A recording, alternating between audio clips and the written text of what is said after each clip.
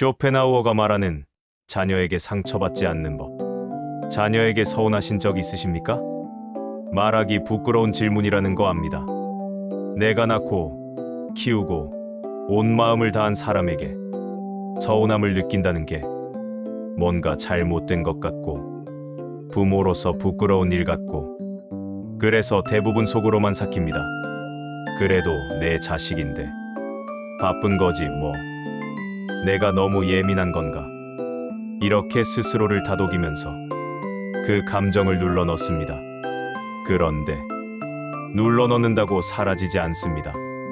명절에 일찍 자리를 뜨는 자녀를 바라볼 때, 연락이 없다가 필요할 때만 전화가 올 때, 내 건강이 걱정된다고 말했는데 며칠 후 까맣게 잊혔을 때, 손자 손녀 얼굴 보고 싶다고 했더니 바쁘다는 말이 돌아올 때, 그 순간마다 꾹꾹 눌러 넣었던 감정들이 조용히 쌓입니다.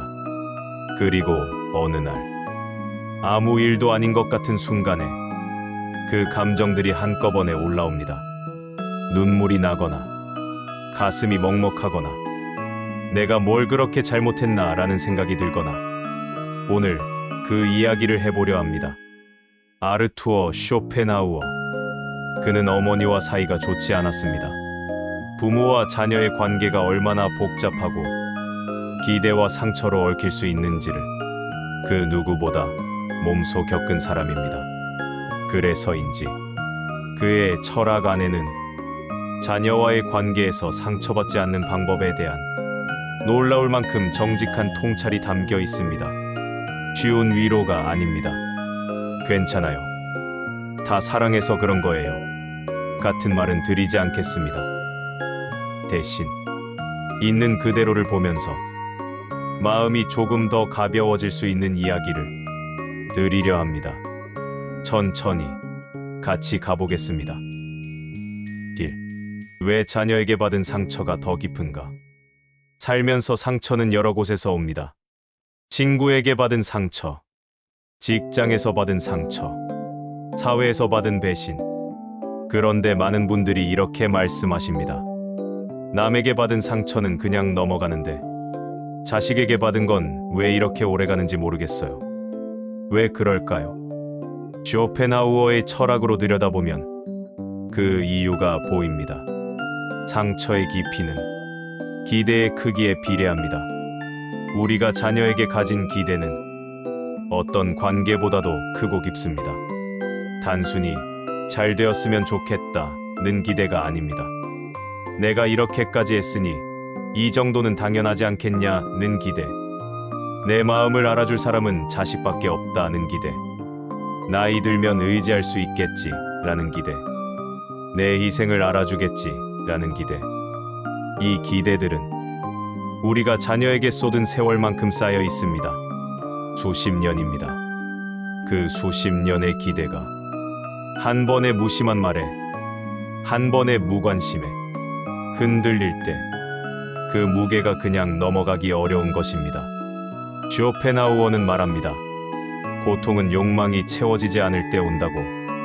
그리고 우리가 자녀에 대해 가진 욕망, 즉 인정받고 싶은 마음, 감사받고 싶은 마음, 연결되고 싶은 마음은 우리가 의식하든 하지 않든 매우 강하게 작동하고 있습니다. 그 욕망이 채워지지 않을 때 우리는 상처를 받습니다. 이것은 나약함이 아닙니다. 인간이라는 증거입니다. 하지만 동시에 이 구조를 이해하면 상처를 조금 다르게 볼 수 있게 됩니다. 여기서 중요한 질문 하나를 드리겠습니다. 자녀가 실제로 당신에게 나쁜 의도를 가지고 있습니까? 대부분의 경우 그렇지 않습니다. 자녀는 나쁜 사람이 아닙니다. 단지 바쁩니다. 단지 자기 삶의 무게에 눌려 있습니다. 단지 부모가 얼마나 외로운지를 실감하지 못하고 있습니다. 이것이 변명이 되어서는 안 됩니다. 하지만 이것이 현실입니다. 쇼펜하우어는 말합니다.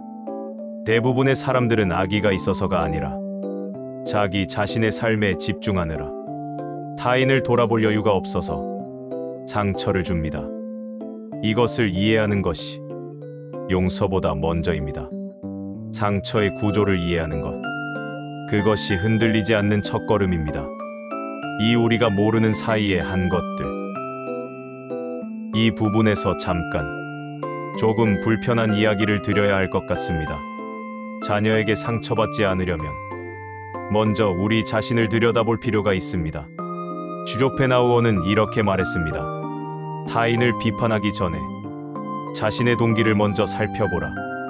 우리가 자녀에게 해온 것들, 그것이 순수한 사랑이었습니까? 아니면 기대가 섞인 사랑이었습니까?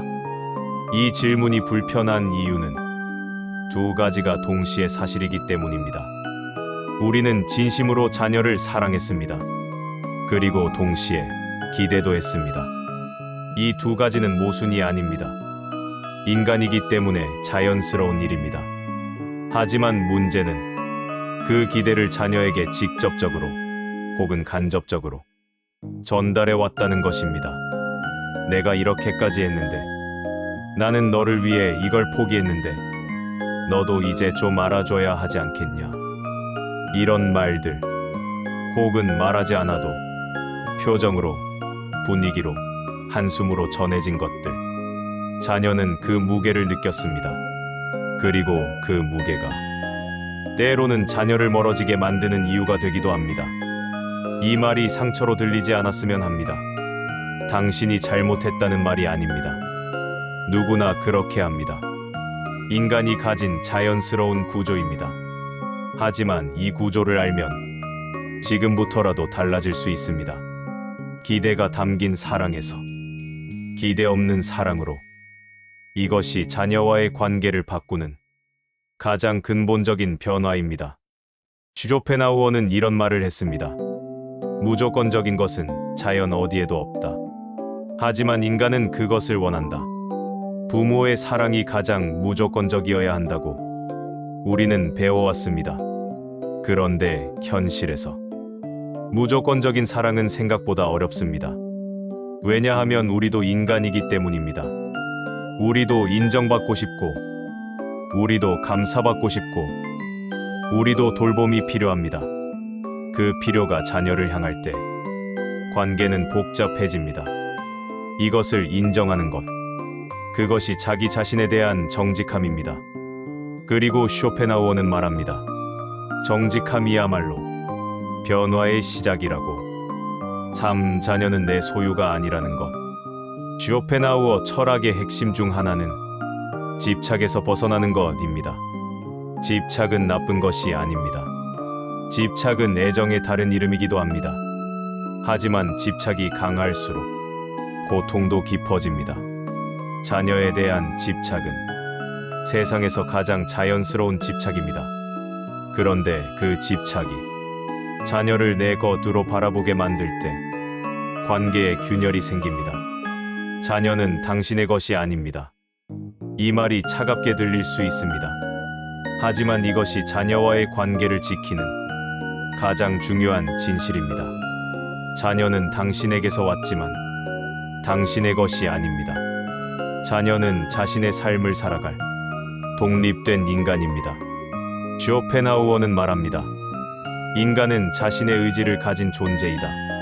그 의지는 어떤 것으로도 완전히 통제될 수 없다. 자녀도 그렇습니다. 자녀에게는 자녀의 의지가 있습니다. 자녀의 삶의 방식이 있고, 자녀의 우선순위가 있고, 자녀의 한계가 있습니다. 그 의지를 잘못된 것으로 바라볼 때 충돌이 생깁니다. 하지만 그 의지를 다른 것으로 바라볼 때 공간이 생깁니다. 공간이 생기면 숨을 쉴 수 있습니다. 자녀도 부모도 내려놓는다는 것이 포기하는 것이 아닙니다. 자녀를 덜 사랑하는 것이 아닙니다. 자녀가 온전히 자신의 삶을 살도록 허락하는 것입니다. 그리고 그 허락, 자녀를 위한 것이기도 하지만 당신 자신을 위한 것이기도 합니다. 자녀가 어떻게 살든 당신의 마음이 흔들리지 않을 수 있다면 그것이 진정한 자유입니다. 상처받지 않는 마음의 구조. 그렇다면 구체적으로 어떤 마음을 가질 때 자녀에게 덜 상처받을 수 있을까요? 쇼펜하우어의 철학을 바탕으로 4가지로 정리해 드리겠습니다. 첫 번째, 내가 한 것은 이미 완료된 것이라고 바라보기. 자녀를 키우면서 한 모든 것, 그것은 이미 완료된 행위입니다. 그 행위가 언젠가 돌아올 것이라는 기대, 그것이 상처의 씨앗입니다. 쇼펜하우어는 말합니다. 행위의 가치는 그 결과에 있는 것이 아니라 그 행위 자체에 있다고. 당신이 자녀를 위해 한 모든 것은 그 순간 이미 의미가 있었습니다. 밥을 먹인 것, 아플 때 밤새 곁을 지킨 것, 등록금을 마련하기 위해 허리를 조인 것, 자녀의 꿈을 위해 자신의 꿈을 미룬 것, 그것들은 보답을 기다리는 대출이 아니었습니다. 그 순간 당신이 선택한 사랑의 행위였습니다.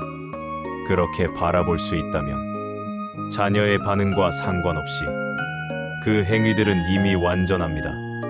두 번째, 감사를 요구하지 않기. 인간은 감사를 원합니다. 당연한 일입니다. 하지만 쇼펜하우어는 말합니다. 감사는 세상에서 가장 드문 덕목 중 하나다. 이 말이 씁쓸하게 들리지만 현실입니다. 자녀가 감사를 모르는 것이 아닙니다. 자녀도 살면서 부모의 고마움을 느끼는 순간이 있습니다. 자신이 부모가 되었을 때, 자신이 힘든 일을 겪었을 때, 나이가 더 들었을 때. 다만 그 감사가 부모가 원하는 방식으로, 원하는 시간에 표현되지 않을 뿐입니다. 감사를 요구하는 순간 감사는 의무가 됩니다. 의무가 된 감사는 진심이 아닙니다. 그리고 그 의무감이 자녀를 지치게 만들고 관계를 더 멀게 만들 수 있습니다. 감사를 기대하지 않을 때 오히려 자녀가 자연스럽게 표현하는 작은 감사들이 보이기 시작합니다. 가끔 하는 전화 한 통, 명절에 챙겨온 작은 선물, 바쁜 중에도 잠깐 들른 얼굴. 이것들이 작아 보여도 그것이 자녀가 할 수 있는 최선일 때가 있습니다. 세 번째, 자녀의 삶이 내 삶의 연장선이 아님을 받아들이기. 많은 부모님들이 자녀의 성공을 자신의 성공으로 느낍니다. 자녀의 실패를 자신의 실패로 느낍니다. 이것은 깊은 사랑의 증거입니다. 하지만 동시에 자녀를 자신의 일부로 바라보는 시선이기도 합니다. 자녀가 기대만큼 잘 되지 않았을 때, 자녀가 원하는 방향으로 살지 않을 때, 자녀가 내가 바라는 결혼이나 직업을 선택하지 않을 때, 우리는 상처를 받습니다. 그런데 그 상처가 자녀를 향한 것인지, 이루지 못한 내 기대를 향한 것인지 한번 들여다볼 필요가 있습니다. 쇼펜하우어는 말합니다. 타인의 삶을 통해 자신을 완성하려는 것은 결코 성공하지 못한다. 자녀의 삶은 자녀의 것입니다. 그 삶이 내 기대와 달라도 그것이 자녀의 삶을 실패로 만들지 않습니다. 그리고 그것이 당신의 삶을 실패로 만들지도 않습니다. 당신의 삶은 자녀의 삶과 별개로 이미 충분히 가치 있습니다. 네 번째, 지금 이 관계에서 좋은 것을 찾기. 상처가 생기면 우리는 없는 것에 집중합니다. 연락이 없다는 것, 감사가 없다는 것, 따뜻함이 부족하다는 것. 하지만 쇼펜하우어는 이렇게 말합니다. 행복은 우리가 가진 것에서 오는 것이 아니라 우리가 가진 것을 어떻게 바라보느냐에서 온다. 지금 자녀와의 관계에서 있는 것은 무엇입니까? 완벽하지 않아도, 서툴러도, 기대에 못 미쳐도, 그래도 살아있고, 그래도 각자 자리에서 살아가고 있고, 가끔은 연락이 오고, 크게 사이가 틀어진 것도 아닌 관계. 그것을 있는 그대로 볼 수 있을 때 관계가 다르게 보이기 시작합니다. 없는 것을 요구하는 것을 멈추고 있는 것을 느끼기 시작하는 것. 그것이 상처에서 빠져나오는 조용한 길입니다. 명절에 자녀가 일찍 자리를 뜰 때 이 순간이 참 힘든 분들이 많습니다. 오랜만에 왔는데 밥 먹고 금방 일어납니다. 바쁘다고, 아이들 데리고 가야 한다고, 그 뒷모습을 보면서 많은 것이 스쳐 지나갑니다. 이럴 때 쇼펜하우어라면 이렇게 말할 겁니다. 그 자녀가 방금까지 여기 있었습니다. 왔습니다. 밥을 먹었습니다. 잠깐이라도 얼굴을 보였습니다. 그것이 지금 그 자녀가 할 수 있는 최선이었을 수 있습니다. 떠나는 뒷모습 말고 왔던 그 얼굴을 기억하십시오. 전화가 없을 때, 며칠이 지나도, 일주일이 지나도 연락이 없습니다. 먼저 하면 될 텐데, 왜 내가 먼저 해야 하나 싶기도 합니다. 이 감정은 자존심의 문제가 아닙니다. 나는 기다려지는 사람이고 싶다는 깊은 바람에서 오는 것입니다.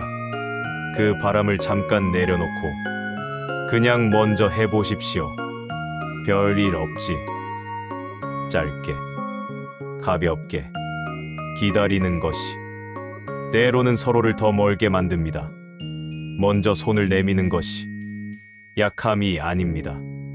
여유입니다. 자녀가 나를 이해하지 못한다는 느낌이 들 때, 이 느낌은 아주 정확합니다. 자녀는 당신을 완전히 이해하지 못합니다. 당신도 젊었을 때 부모를 완전히 이해하지 못했습니다. 쇼펜하우어는 말합니다. 두 인간이 서로를 완전히 이해하는 것은 불가능에 가깝다. 이것이 비극이 아닙니다. 완전히 이해받지 못해도 연결될 수 있습니다. 완전히 같지 않아도 함께할 수 있습니다. 이해받고 싶은 마음을 이해받아야만 한다는 조건으로 만들지 않는 것. 그것이 관계를 지키는 방법입니다. 자녀가 내 말을 흘려들을 때 경험에서 우러난 말인데, 걱정에서 나온 말인데 그냥 듣고 흘립니다. 이것이 서운합니다. 하지만 생각해보면 우리도 젊었을 때 부모의 말을 잘 듣지 않았습니다. 그것이 반항이 아니었습니다. 자신이 직접 경험해야 배우는 인간의 본성이었습니다. 자녀도 같습니다. 내 말을 듣지 않는다고 나를 무시하는 것이 아닙니다. 그냥 아직 자신이 직접 겪어봐야 알 수 있는 나이인 것입니다. 그리고 언젠가 당신의 말이 맞았다는 것을 자녀 스스로 알게 됩니다. 그때 당신이 그 말을 한 사람이라는 것도. 오늘 이야기를 하면서 제가 드리고 싶었던 말은 하나입니다. 당신의 상처는 진짜입니다. 그 상처를 부정하지 마십시오. 억지로 괜찮은 척하지 마십시오. 그래도 내 자식인데 라는 말로 혼자 사귀지만 않으십시오. 쇼펜하우어는 말합니다. 고통을 있는 그대로 인정하는 것이 고통을 이해하는 시작이라고. 자녀에게 상처받지 않는 법은 자녀를 더 사랑하지 않는 것이 아닙니다. 자녀에게 받은 상처의 구조를 이해하는 것. 그 상처의 일부가 내 기대에서 온 것임을 아는 것. 그 기대를 조금씩 내려놓는 연습을 하는 것. 그러면서도 자녀를, 그리고 자기 자신을 포기하지 않는 것. 이 과정은 쉽지 않습니다. 하루아침에 되지 않습니다. 하지만 이 방향을 향해 한 걸음씩 걸어갈 수 있다면 자녀와의 관계가 기대와 상처로 얽힌 관계에서 조금 더 자유롭고 따뜻한 관계로 바뀌어갈 수 있습니다. 쇼펜하우어는 평생 어머니와 화해하지 못했습니다. 그것이 그의 아픔이었습니다. 하지만 그 아픔 속에서 그는 인간관계의 본질을 가장 깊이 들여다본 사람이 되었습니다. 그의 말을 빌려 오늘을 마무리하겠습니다. 사랑받기를 바라기보다 사랑할 수 있는 사람이 되는 것. 그것이 우리가 할 수 있는 가장 품위 있는 선택이다. 오늘 이 영상을 보시면서 자녀와의 관계에서 가장 서운했던 순간이 떠오르셨다면, 또는 내가 자녀에게 너무 많은 것을 기대하고 있었구나 싶은 순간이 있으셨다면 댓글에 조용히 남겨주시겠습니까? 당신의 이야기가 같은 마음으로 이 영상을 보고 있는 누군가에게 위로가 됩니다. 오늘도 자녀를 사랑하면서 상처도 받으면서 그래도 살아가고 계신 여러분께 진심으로 수고하셨다는 말씀을 드립니다. 구독과 좋아요는 더 좋은 영상을 만드는 에너지가 됩니다. 사랑합니다.